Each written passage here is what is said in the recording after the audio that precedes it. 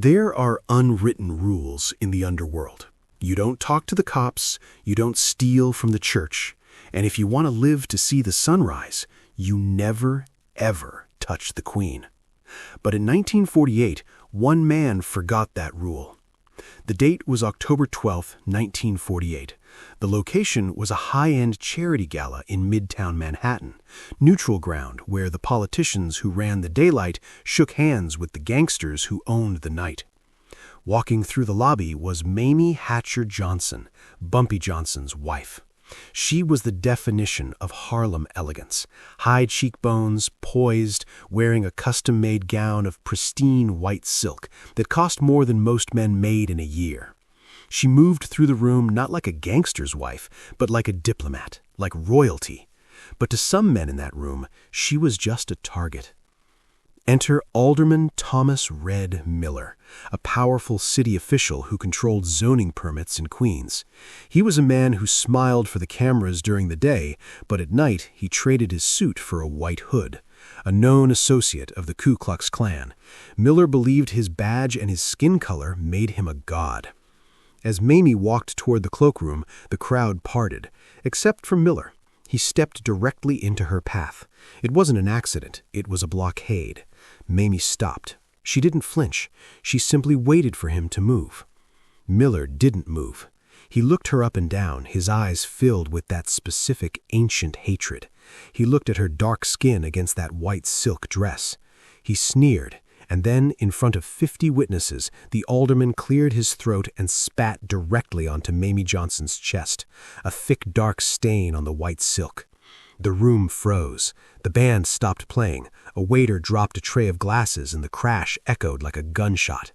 In that moment, everyone expected a scream. They expected tears. They expected a scene. But Mamie Johnson was Bumpy's wife for a reason. She didn't scream. She didn't cry.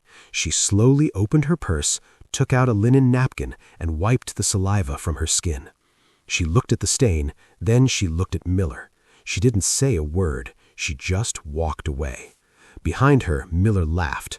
"Know your place, gal," he shouted, clinking glasses with his friends, drunk on his own racism, feeling untouchable. Thomas Miller thought he had just humiliated a colored woman. He thought he had scored a point for his cause. He didn't know that he was already a dead man walking. He didn't know that the moment that spit left his mouth, he had signed a death warrant so brutal, so complete, that the police wouldn't even dare to investigate it. He didn't know that within 24 hours, he wouldn't just be dead, he would be a cautionary tale whispered in Harlem for 50 years, a story about what happens when you mistake patience for weakness. This is the story of the longest day of Thomas Miller's life. This is the story of the day the KKK learned that you can touch the law, you can touch the money, but you never, ever touch the Queen. Let's turn back the clock to hour 1. To understand the sheer insanity of what Thomas Miller did, you have to understand who he thought he was. In 1948, men like Miller didn't fear gangsters. They didn't fear the streets. Why would they? They owned the streets. Thomas "Red" Miller was the alderman for the 4th District, but his real title was the Gatekeeper. He was the kind of monster who didn't need to get his hands bloody because he had a fountain pen that could do far more damage than a pistol ever could. For 10 years, he had been the architect of misery for black New Yorkers. If you wanted a liquor license in Harlem, you paid Miller.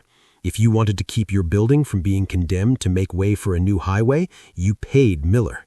And if you didn't pay, or if you simply forgot to bow your head when he walked by, your life was dismantled. There are records of Miller evicting 300 families from a tenement block in the winter of 1944 simply because he wanted to sell the land to a developer friend. When the community leaders begged him for mercy, he reportedly smiled and said, "Progress doesn't have a heart, and neither do I." He had the police captain of the 28th Precinct in his back pocket and the Grand Wizard of the New York KKK on his speed dial. In his mind, he wasn't a criminal. He was the system. He was the wall that the waves crashed against.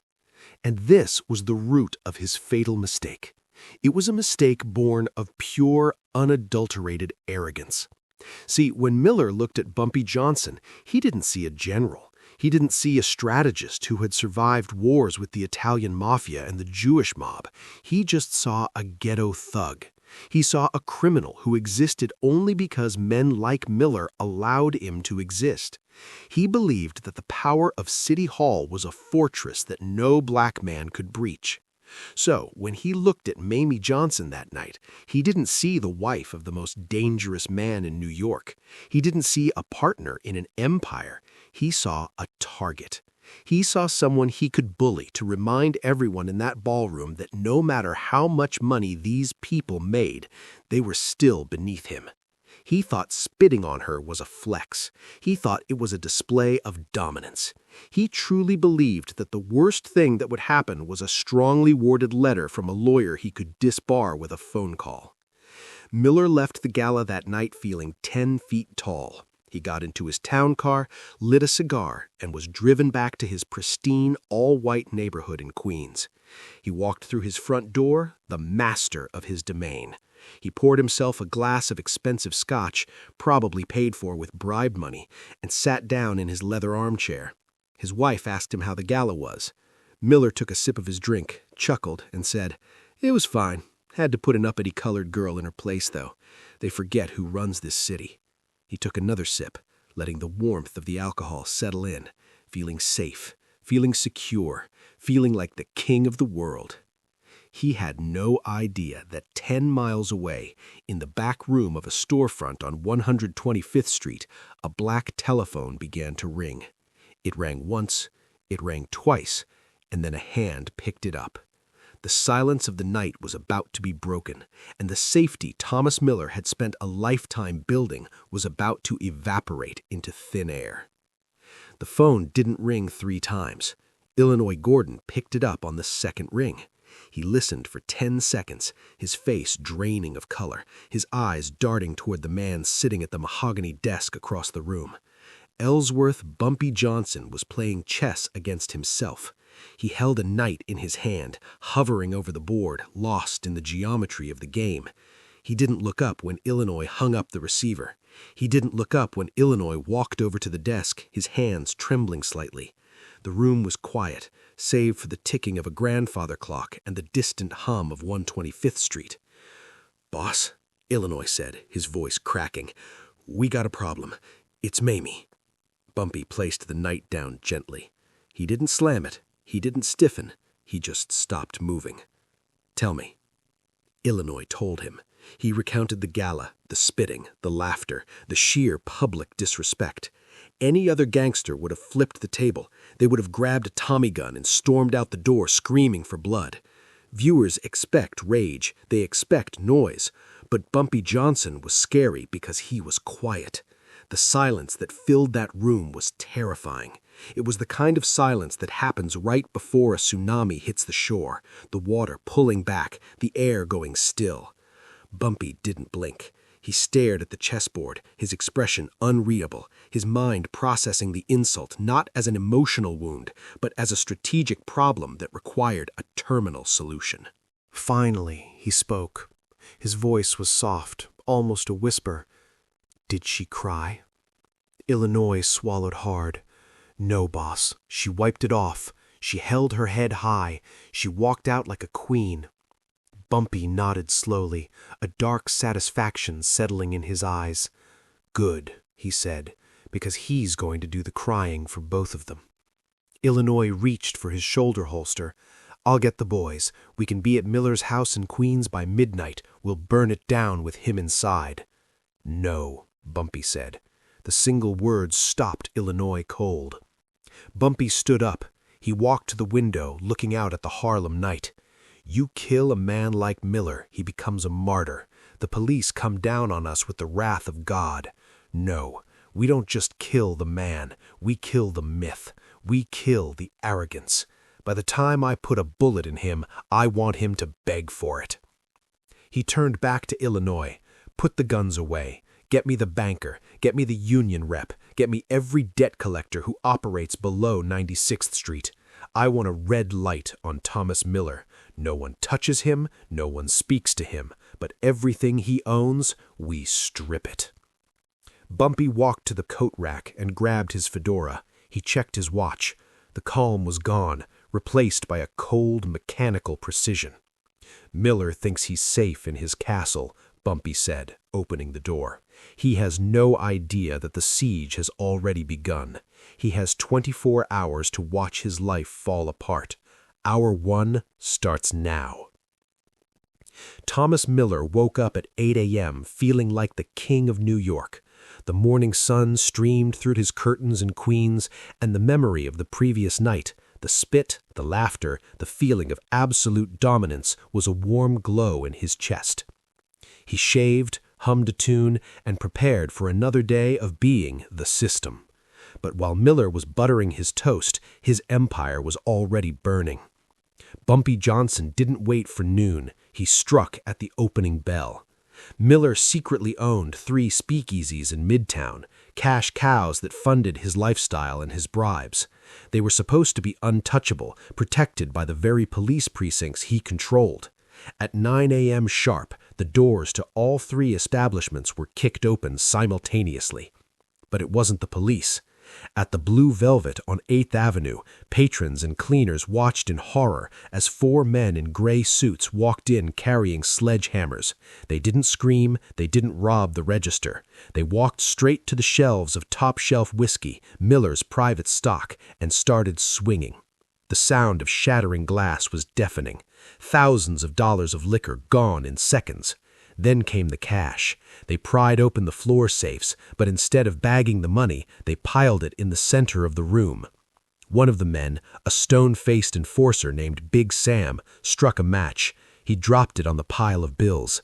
As the flames licked upward, he looked at the terrified manager and delivered the message. "Tell the alderman that Miller is bad for business." By 9:30 a.m., Miller's phone was screaming. "Fire at the Velvet," one associate yelled. "The construction site on 4th is empty. The workers were threatened and walked off," cried another. Miller was confused. "Who is doing this?" he shouted into the receiver. "Call the boys. Get the crew." But the crew wasn't answering. Frustrated, Miller tried to solve the problem the way he always did, with money. He called his personal banker at First National to authorize an emergency transfer of funds to hire private security. "I need $10,000 liquid now," Miller barked. There was a long pause on the other end. "I'm sorry, Alderman," a calm voice replied. It was a young teller, a black man whose father's shop Bumpy had saved from foreclosure 2 years prior. "There seems to be a clerical error. Your accounts have been frozen pending a federal audit." "A what? Do you know who I am?" screamed Miller, his face turning the color of his nickname. "I do, sir," the teller said, his voice flat. "But the system is down. There's nothing I can do." Click. Miller slammed the phone down, shaking with rage. He wasn't scared yet. He was too arrogant for fear. He just thought the world had gone incompetent overnight. He had lost his liquidity and his revenue streams in less than 60 minutes, but he still had his trump card. He grabbed the phone again and dialed the direct line to the 28th Precinct. "Get me Captain O'Malley," Miller growled. "I want heads to roll." He had no idea that the man on the other end of that line had already been visited by the ghosts of Harlem. "Captain O'Malley speaking." The voice on the other end was gruff, familiar, and usually comforting to Thomas Miller.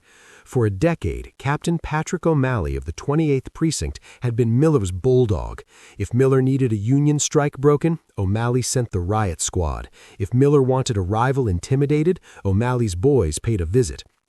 "Pat, it's red," Miller shouted, sweat beading on his forehead. "I've got animals tearing apart my clubs in Midtown. They're burning cash in the middle of the floor. I need a squad car at every location, and I want those black bastards in cuffs within the hour. Crack some skulls if you have to." Miller waited for the usual response, a chuckle and a promise of violence. Instead, he got silence, a heavy, static-filled silence that stretched for 5 agonizing seconds. "I can't do that, Alderman," O'Malley said. His tone wasn't apologetic. It was flat, final. "Excuse me?"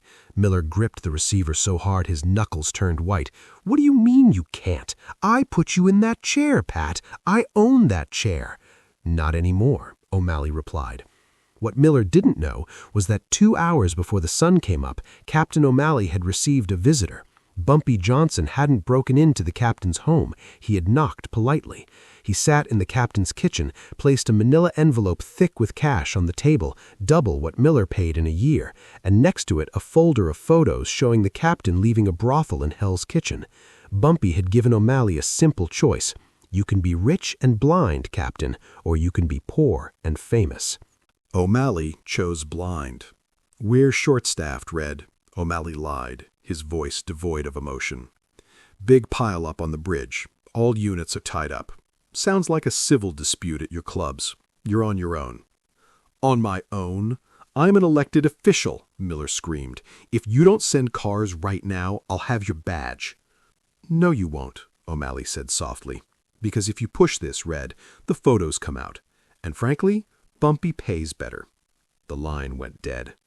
Miller stood in the center of his office, the receiver humming with a dial tone. The blood drained from his face. The blue wall, the badge, the authority, the system he had hidden behind his entire life had just crumbled. The police weren't coming. They were going to do exactly what the title of this story promised. They were going to look away. For the first time in his life, Thomas Miller felt a cold seed of genuine terror plant itself in his gut. He wasn't the hunter anymore. Slowly, almost against his will, Miller walked to his office window. He peered through the blinds down to the street below. Across the street, standing perfectly still on the sidewalk, were 4 men. They were black. They were dressed in immaculate dark suits. They weren't yelling. They weren't holding weapons. They were just watching. Their eyes were fixed on his window, unblinking, like vultures waiting for a carcass to stop twitching. Miller backed away from the glass, his breath catching in his throat. The isolation was complete. The city belonged to Bumpy Johnson now. Thomas Miller backed away from the window, his heart hammering against his ribs like a trapped bird.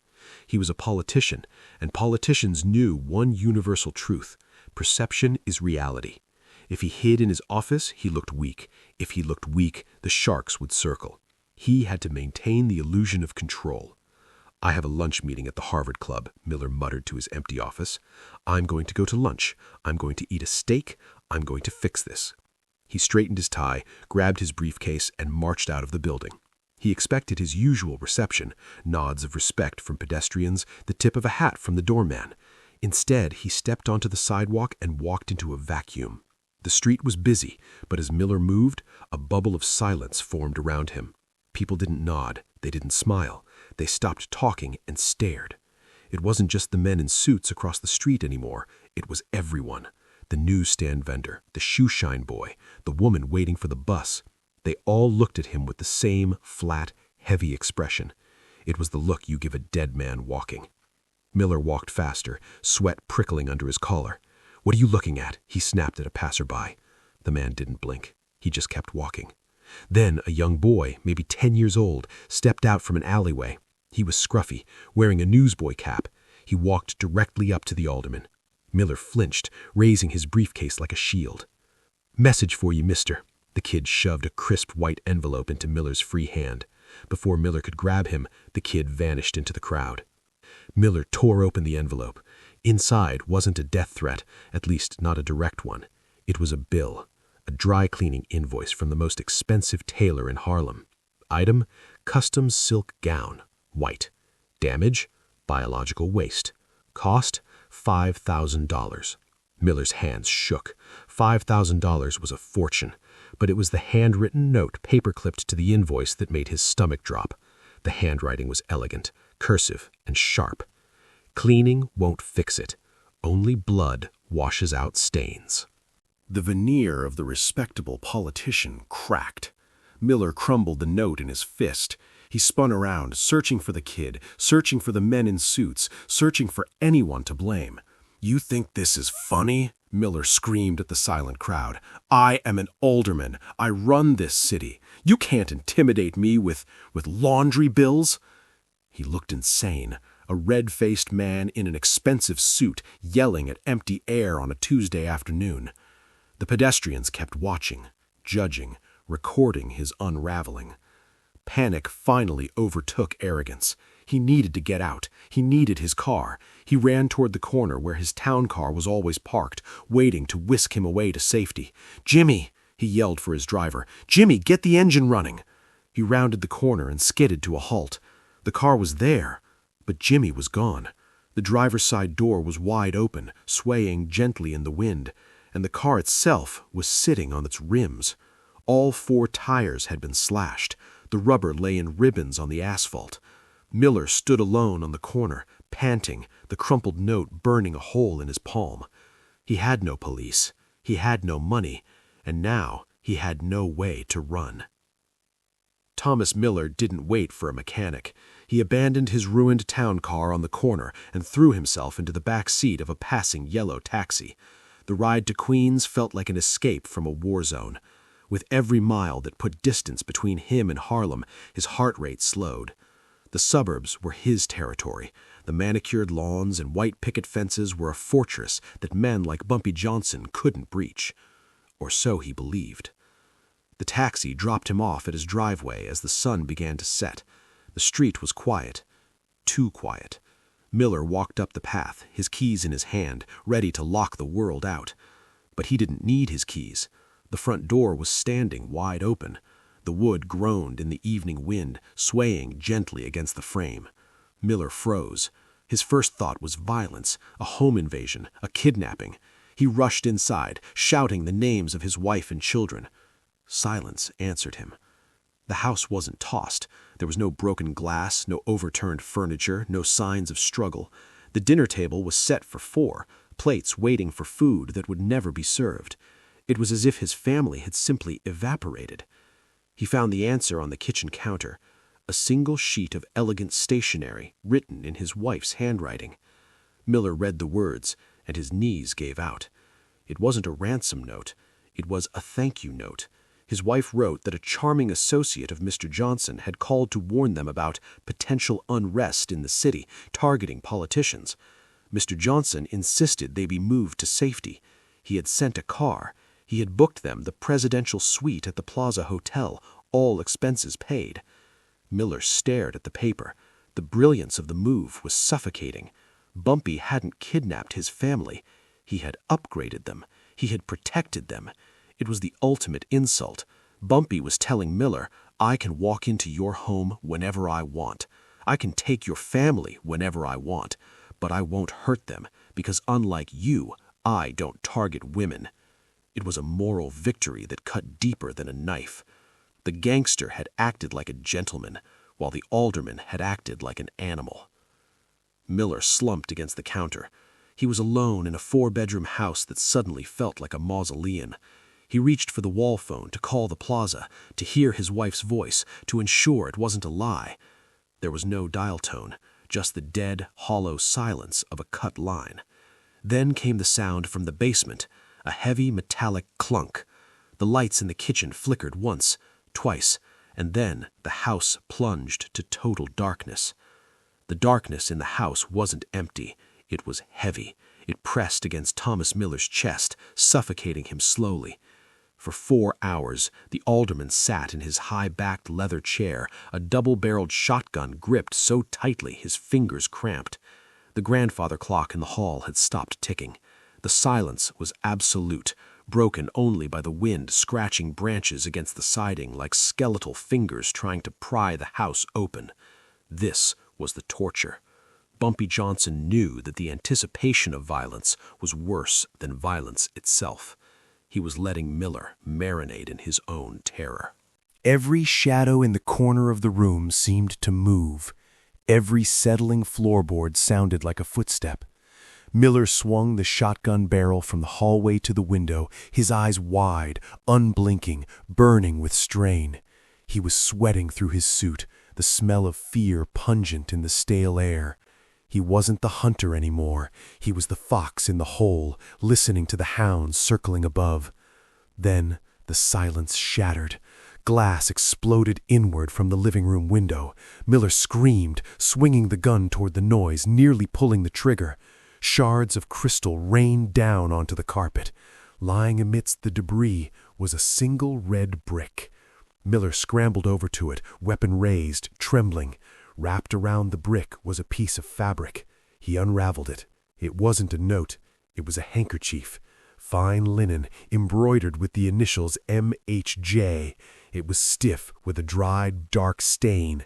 The spit, the evidence of his sin, returned to him in the dark. He stared at the cloth, his breath coming in ragged gasps. They were here. He spun toward the front door, expecting it to fly off its hinges. He expected shouting, gunfire, the chaos of a raid. But the door didn't burst open. The knob simply turned, slowly, deliberately. The latch clicked, the door drifted open, revealing the silhouette of a man framed by the moonlight. Bumpy Johnson stepped over the threshold. He was alone. No bodyguards, no Tommy guns, no army. Just a man in a pristine trench coat and a fedora, walking into the lion's den as if he owned the lease. Miller leveled the shotgun at Bumpy's chest. The distance was less than 10 feet. At this range, the buckshot would cut the gangster in half. "Get out!" Miller shrieked, his voice cracking. "I'll kill you! I swear to God, I'll kill you!" Bumpy didn't flinch. He didn't even slow his stride. He stopped in the center of the room, looking at the shaking man with the gun the way a parent looks at a toddler throwing a tantrum. Slowly, Bumpy reached into his coat pocket. Miller's finger tightened on the trigger. Bumpy pulled out a silver case. He extracted a cigar, placed it between his teeth, and struck a match against his thumbnail. The flame flared up, illuminating his face, calm, cold, and utterly unimpressed. He took a drag, the embers glowing red in the dark. "You got a light, Red, or are you just going to stand there shaking?" The smoke from Bumpy's cigar drifted across the space between the shotgun barrel and his chest. It was the only thing moving in the room. Miller was vibrating, a portrait of a man coming apart on the seams. He shouted, spewing every hateful name he had learned in the Klan meetings, trying to find the courage to pull the trigger.